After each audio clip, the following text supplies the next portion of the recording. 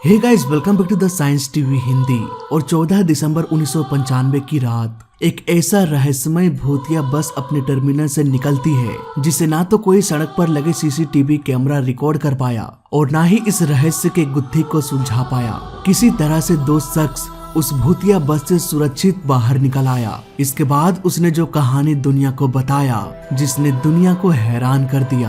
आखिर क्या थी उस भूतिया बस के पीछे की कहानी और उसके पीछे का रहस्य, इसके बारे में हमने गहराई से छानबीन किया। 14 नवंबर 1995 की रात बीजिंग चाइना के रूट नंबर 375 में एक बूढ़ी औरत और जवान लड़का अपने बस का इंतजार कर रहे थे। ये बस रूट नंबर 375 की आखिरी बस थी। ये रूट युवान मिंग हुएंग से शुरू होती है और फ्रेगनेंट हिल में खत्म होती है। करीब 12 बजे बस आ गई। इसके बाद वो बूढ़ी औरत और जवान लड़का बस में चढ़ गए। रात काफी हो चुकी थी, ठंड का मौसम भी था, इसलिए बस पूरी खाली थी। बस में सिर्फ 4 ही लोग थे, बस ड्राइवर, कंडक्टर, बूढ़ी औरत और वो जवान लड़का। वो बूढ़ी औरत बस के अगले सीट में बैठ गई और उसके सीट के पीछे वो जवान लड़का भी बैठ गया। इसके बाद बस उस टर्मिनल से निकल पड़ी। बस वहाँ से कुछ ही किलोमीटर दूर चली होगी कि बस ड्राइवर को रोड के किनारे 2 परछाई नजर आई जो बस रोकने के लिए हाथ हिला रहे थे। ड्राइवर ने परछाई देखकर बस को रोक दिया। दरवाजा खोलकर जब वो पैसेंजर बस में चढ़े तब वो 2 नहीं बल्कि 3 थे। वो दोनों पैसेंजर एक इंसान को कंधे में लटकाए हुए थे। कंडक्टर को लगा मानो वो किसी पेशेंट को ले जा रहे हैं। वो तीनों अजीब तरह के कपड़े पहने हुए थे। लग रहा था मानो वो किसी ड्रामा में काम करने वाले आर्टिस्ट हो। अब बस फिर से अपने मंजिल की ओर निकल पड़ी। कुछ देर बाद वो बूढ़ी औरत बार बार पीछे मुड़कर देखने लगी। आखिर ये तीनों इतने अजीब कपड़े क्यों पहने हुए हैं? तभी उन्होंने कुछ ऐसा चीज नोटिस कर लिया कि उसकी आंखें फटी की फटी रह गई। वो समझ गई कि इस बस में बैठे सभी लोगों की जान खतरे में है, लेकिन वो इस बारे में किसी को भी नहीं बता सकती थी। उसे खुद को ऐसा दिखाना था मानो किसी को कुछ भी पता ना चले। कुछ ही देर बाद वो बूढ़ी औरत अपने सीट से उठ गई और लड़के के पास जाकर उससे बदसलूकी से बात करने लगी। वो कहने लगी कि इसी लड़के ने मेरा पर्स चुराया है। इसके बाद वो हंगामा खड़ा करने लगी। ये देखकर कंडक्टर दोनों को समझाने की कोशिश करता है, लेकिन बूढ़ी औरत इस बात पर अड़ जाती है कि उसे पुलिस स्टेशन जाना है। बस रोको। बस ड्राइवर उस बूढ़ी औरत और लड़के के लड़ाई की वजह से परेशान हो जाते हैं। अब क्योंकि बस को अपना टाइमिंग मेंटेन करना था, इसलिए कंडक्टर ने उन दोनों को उतार दिया। बस से उतरने के बाद वो लड़का उस बूढ़ी औरत से कहने लगा कि यहाँ पर तो कोई पुलिस स्टेशन नहीं दिख रहा। वो बूढ़ी औरत इधर उधर देखती है और बड़े ही शांत आवाज में कहती है, तुम्हें मुझे थैंक्स बोलना चाहिए, मैंने तुम्हारा जान बचाया है। वो 3 लोग जो अजीब कपड़े पहने बस में चढ़े थे, दरअसल वो इंसान नहीं थे। मैंने उनके पैरों को गौर से देखा, उनके पैर नहीं थे, वो बिना पैरों के चल रहे थे।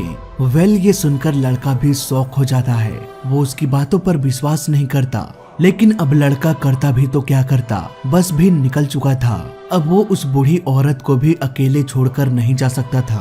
अब यहाँ पर बूढ़ी औरत पुलिस स्टेशन जाने की जिद करने लगती है। कुछ देर बाद वो दोनों पुलिस स्टेशन चले गए। वहाँ पर उन्होंने पूरी कहानी सुनाया, लेकिन इस बात पर कोई भी पुलिस ऑफिसर ने विश्वास नहीं किया। सभी मजाक उड़ाते हुए उन दोनों को वहाँ से निकाल दिया गया। अगली ही सुबह एक आदमी एक रिपोर्ट लिखाने आया। उसने जो कहा वो सुनकर किसी को भी विश्वास नहीं हुआ। उसने कहा कि रूट नंबर 375 में चलने वाली रात की आखिरी बस गायब हो चुकी है। वो कल रात बस स्टेशन नहीं पहुंची। उसके साथ ड्राइवर और कंडक्टर भी गायब हो चुके हैं। ये बात सुनकर उस पुलिस ऑफिसर को उस लड़के और बूढ़ी औरत की बात याद आ गई। अब यहाँ पर पुलिस डिपार्टमेंट की एक टीम उस लड़के और बूढ़ी औरत को ढूंढने निकल जाती है ताकि इस घटना के बारे में और डिटेल से जानकारी प्राप्त किया जा सके। वहीं एक दूसरी टीम बस को ढूंढने में लग गए। सड़क पर सीसीटीवी कैमरास को चेक किया गया। किसी भी सीसीटीवी कैमरा के रिकॉर्डिंग में वो भूतिया बस दिखाई नहीं दिया। घटना के 3 दिन बाद बस अपने आखिरी पड़ाव से 100 किलोमीटर दूर एक नदी में पाया गया। उस बस में 3 लाशें मिली, ड्राइवर, कंडक्टर और एक अनजान लाश। इसके कुछ दिन बाद उस बूढ़ी औरत और जवान लड़के का इंटरव्यू एक न्यूज़पेपर में पब्लिश किया गया, जिसमें वो अपनी पूरी कहानी बताते हैं। इस आर्टिकल में यहाँ तक लिखा गया कि उस बस में उतना पेट्रोल ही नहीं था कि वो नदी तक पहुंच पाए। जब उसका फ्यूल टैंक चेक किया गया तो वहाँ फ्यूल की जगह खून पाया गया। तो ये थी कहानी उस भूतिया बस की। यहाँ तक की कहानी आपने बहुत सारे चैनल्स में सुन रखा होगा, पर इस कहानी में कितना दम और कितनी सच्चाई है, आज के इस वीडियो में हम दूध का दूध और पानी का पानी करने वाले हैं। पूरा सच सबूत के साथ आपके सामने पेश करने वाले हैं।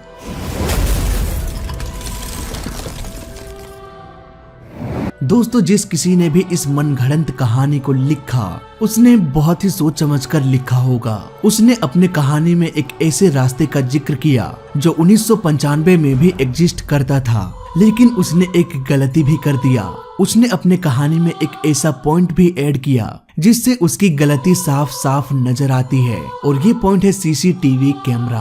अब यहाँ पर हम सबको पता है कि चाइना सस्ते और घटिया इलेक्ट्रॉनिक इंस्ट्रूमेंट बनाने में काफी आगे है, पर वो इतना भी एडवांस नहीं है कि 1990 के दशक में हर गली चौराहे में सीसीटीवी कैमरा लगा दे। बीजिंग चाइना में पहली बार सीसीटीवी कैमरा सन 2000 के बाद लगाना शुरू किया गया, जबकि ये भूतिया बस की कहानी 1990 के दशक की थी।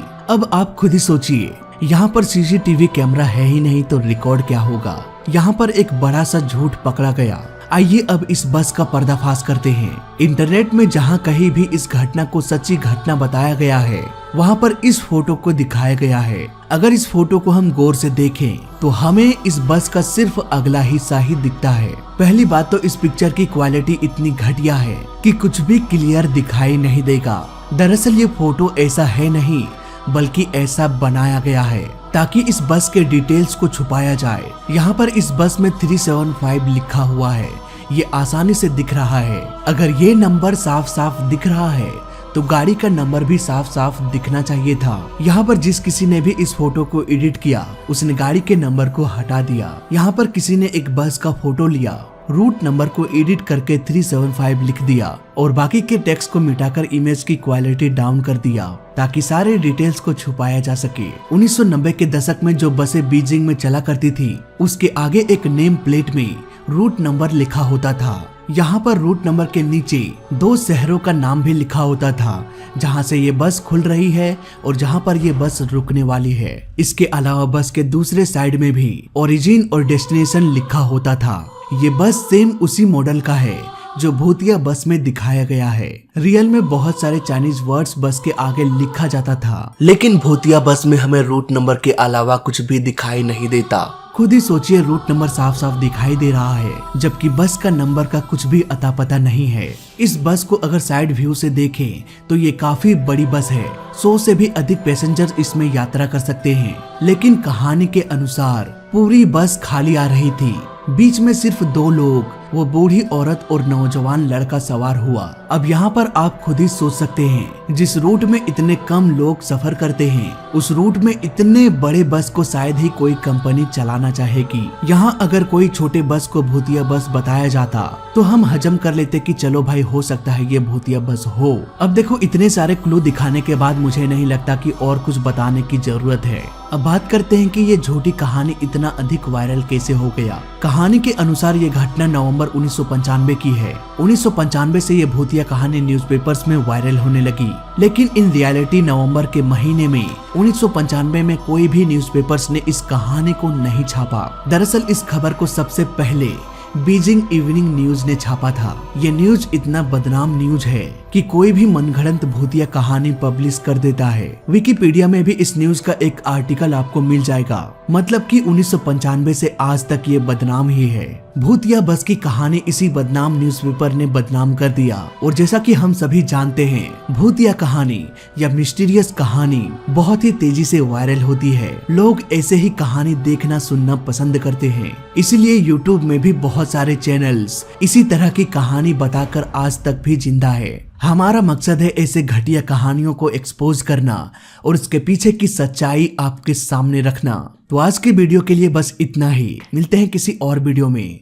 जय हिंद, वंदे मातरम।